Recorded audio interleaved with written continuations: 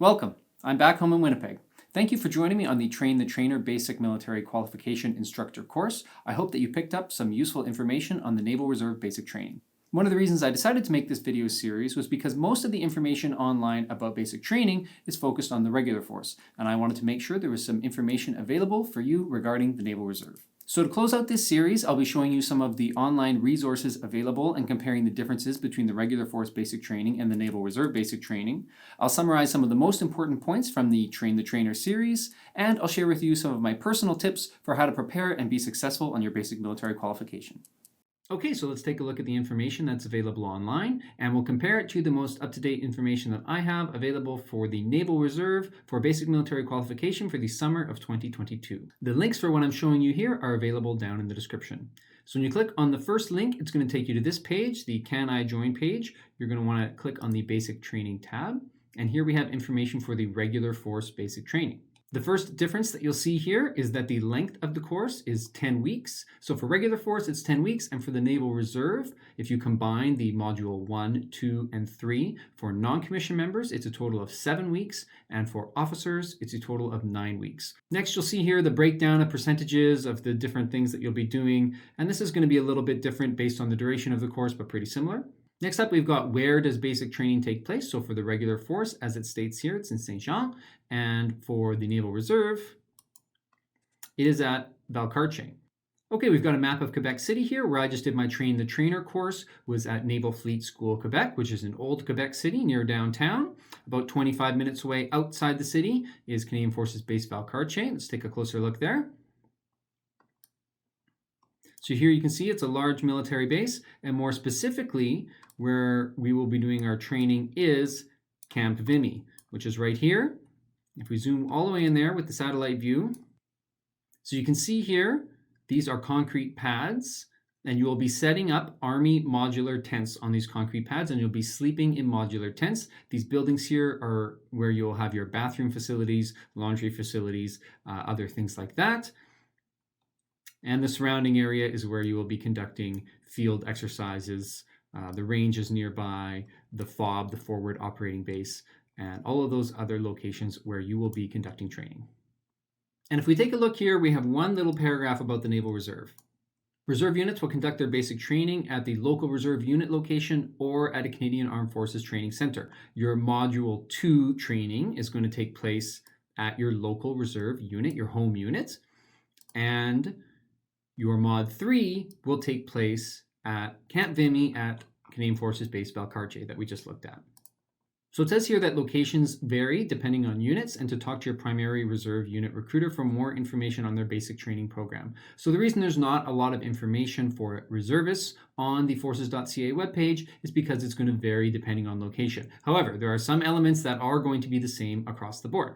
As of right now, in May of 2022, all units will do their Module 2 training at their home unit. Again, there are some exceptions to this. If smaller units do not have enough candidates to run a course, they may send a couple of candidates to do a course at another Naval Reserve division.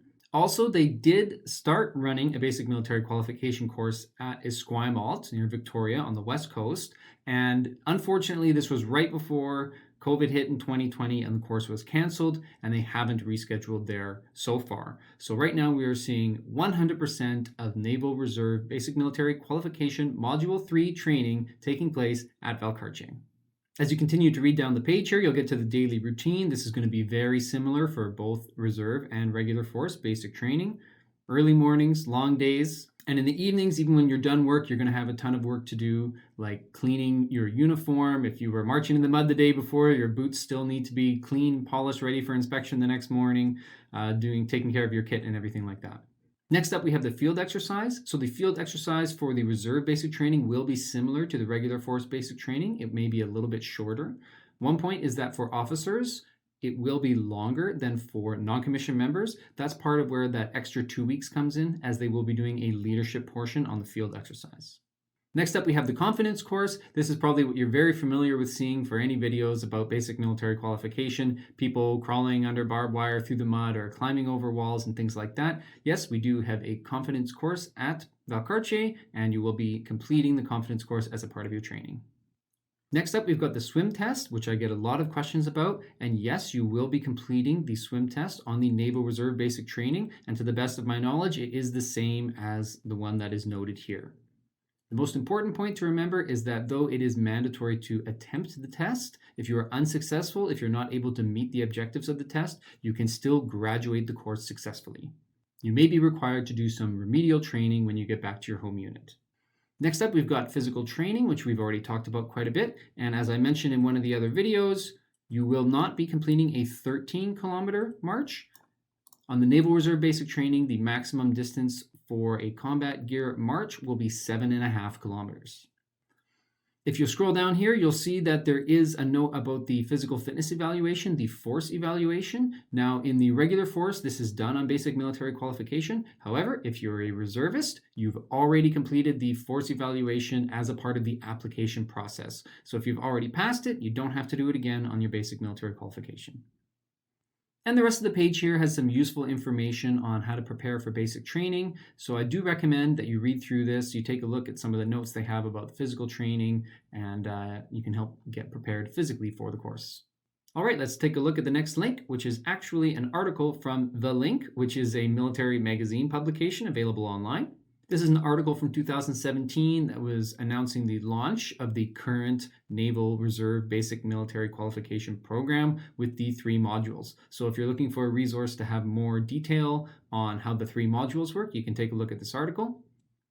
I've read through it, and the majority of this information is still accurate and up to date. So you'll see here, Mod 1, 6 training days to complete the distance learning. That's correct. And following the completion of Mod 1, Phase 2 is conducted at the NRD, which stands for Naval Reserve Division, which means your home unit.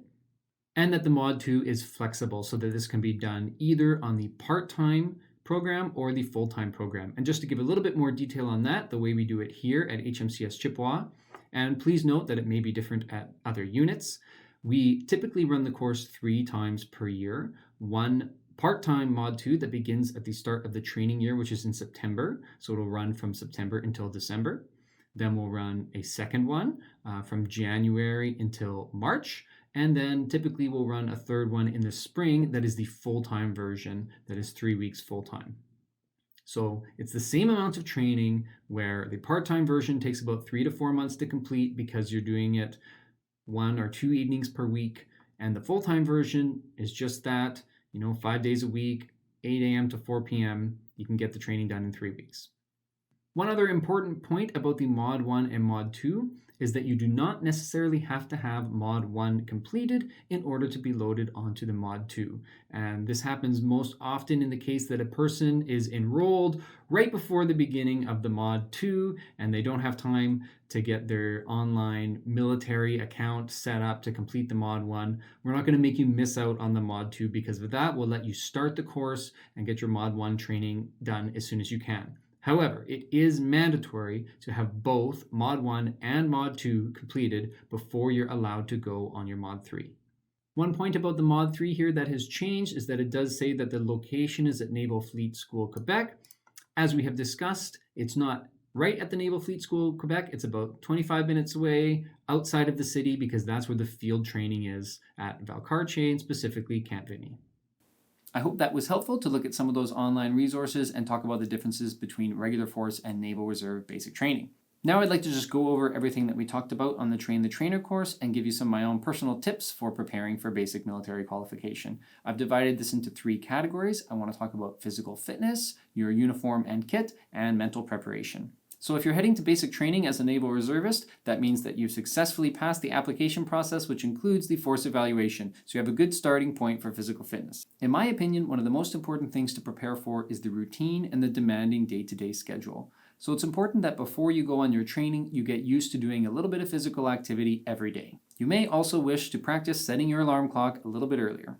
You may want to think about doing something like going for a hike on the weekend with a heavy backpack to simulate the 7.5 kilometer combat march. And if you've been issued your military boots, you might even want to think about wearing them to break them in. Now, a disclaimer here is you are absolutely not authorized to wear your military uniform in public, especially before you've completed your training. However, if you wear just your boots with regular clothing to go on a hike to break them in to make sure that you're prepared for training, I don't think anybody's going to have a problem with that. Next up, we've got the swim test. And again, you don't have to be a great swimmer to pass the test. However, if you're uncomfortable thinking about it and you don't have a lot of experience with swimming, you may want to even do something as simple as looking up a couple of YouTube videos on how to tread water and practicing at the public pool. Just make sure you're doing it safely. If you're not experienced, don't go somersaulting headfirst into a deep pool by yourself. But if there's some way that you can make yourself more comfortable with the water before you get there, that could help. And finally, I wanted to talk about injury prevention. With this type of condensed course, if you say twist your ankle and miss 3 or 4 days of training, that's enough that you'll miss performance objectives that can't be rescheduled and you won't be able to pass the course. So a big part of preparing physically for the course is to get into that routine and prepare your body so that you're not going 110% to be able to meet the standard. If you're more comfortable with it and it's more routine for you, you're less likely to get injured. And to add to that, in your preparation, make sure you're doing so safely and make sure you're doing so within your own comfort zone, because the last thing that you want to do is injure yourself right before you go on the course. Okay, next up, let's talk about uniform and kit. As soon as you receive your kit list, you want to start thinking about preparing your kit. If you haven't received your kit list, please inquire with your chain of command, the recruiter, or your training department to find out when and where you can get your kit list. Do not start packing the night before, the day before, or even the week before your trip. You want to try on your uniform and make sure everything fits and make sure you're not missing anything, because if something isn't quite right and you need to exchange it, it may take you time to make an appointment with the clothing stores to go and exchange items. One of the items that will likely be on your kit list is a watch. This is very important because you will not have your phone the majority of the time, and you'll have very specific timings you need to meet, and you'll always need to know what time it is. A couple of tips about the watch. You do not want to have a nice watch that you're worried about damaging. You also do not want to have an analog watch, as you'll have very specific timings and you may have to be using a stopwatch. And especially, you do not want to have a smartwatch. Remember, you're going to be staying in a tent. There will not be an opportunity to charge it all the time. So your best bet is a cheap digital watch, a classic one with a battery that'll last for a year without charging it. Final point about kit and uniform is to try your best to follow the kit list as closely as possible, even for personal items, not just your uniform. You're going to need shower sandals, your own towel, running shoes. You may want your own brand of sunscreen and not just what's provided. So make sure you go through all the personal items that you may need. Next up, we've got mental preparation. And if you're watching this video, you're already in great shape because you're preparing yourself. In my opinion, the most important thing about being successful on basic training is having the right mindset. Be prepared for the fact that you are going to fail your first inspection, perhaps in spectacular fashion. Don't take it personally. Your instructors are going to break down your civilian habits and routines and try to instill and build up the military way of doing things. Sometimes it may feel arbitrary that the blanket at the foot of your bed needs to be folded at exactly 12 inches and your whole platoon needs to do push-ups if it's at 11.5. But the point of this is that people can follow instructions specifically and accurately and that you can work as a team. So if you go in with the mindset that you're going to do your best and play along, you'll have a good time. The final point is to utilize the resources that are available to you. Doing the Mod 2 at your home unit is a huge advantage. You'll have the opportunity to ask questions to your Mod 2 instructor about what to expect for Mod 3. Maybe you'll be able to talk to someone who just did basic training last summer and ask them what to expect. Or you can leave a question in the comments and I'll do my best to answer. We just had a group of recruits who graduated their Mod 2 recently, so subscribe to the channel and you'll see a video coming out on that soon. Good luck on your basic training course, and maybe I'll be your instructor this summer. Have a good one.